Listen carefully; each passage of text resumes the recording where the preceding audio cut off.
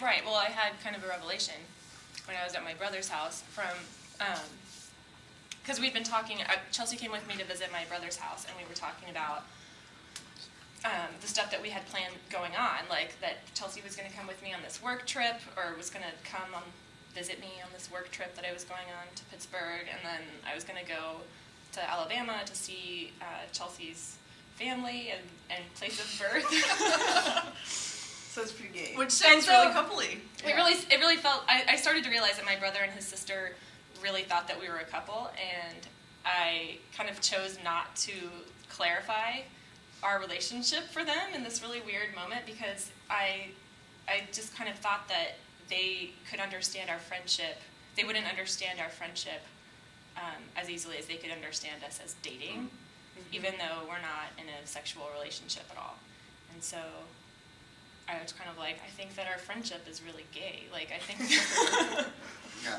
I think it's like, so anyway, so that prompted the whole thing. Was like, what is this that we're doing? Gay friendship? Yeah. Except that I think Queers. But being friends with queers. we need to define the word queer first, because Do it. my training has made me feel that this is necessary, and to say that it's not, it doesn't necessarily mean homosexual, Right. as much as it does. In fact, I think what defines the relationship is the absence of the sex. So it's not necessarily gay, you know. It's queer in a non-normative way. But is this a problem with like queer friendships, or is this about friendships in general? Because like we have history of like rulers and subjects and lovers, but we don't have histories of friendships. Like, you know, like history, like what we know of our world is not based on friendships. It's based on sexual relationships and production and like. So I'm wondering if this is like just a larger question too, like. I don't know. I mean, something that I thought about with it is like, I mean, I guess what Chelsea was saying about it being not a sexual friendship is really, or not about sex, is really important, because I think that by queer, I don't think that it's just queer people that experience this. I think that it's something that a whole like range of people experience, and that it's just that the fear of homophobia, I think, is what kind of prevents people from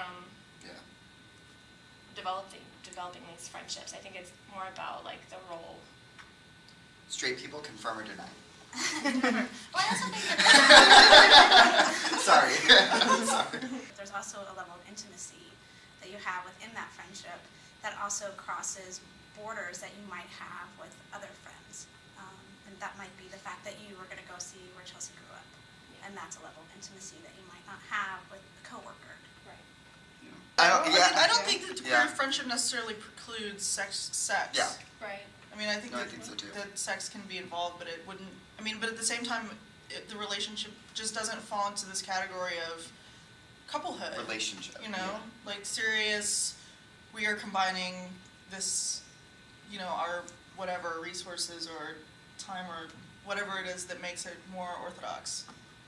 It seems like the orthodoxy thing is important, because there are times when this is your committed relationship, but you might have a more developed relationship with someone else.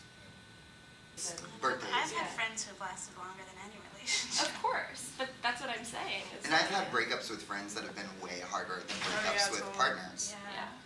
Like, Well, that's where you get that word game of like, this is my family, with friends and things where you call Or like the fact that my family, when they chosen family, and that's something that comes out of like an LGBT context too. Is like that friends are seen as chosen family because biological family may not be there, may not be present for any of that. So. Right. Well, and the thing is too is that your friends, like, that it kills me whenever I go home, and of course I have lovely parents and they love me and I love you guys. But you know, when I come home, they see me in a certain way. They see me as who I was until I was 18.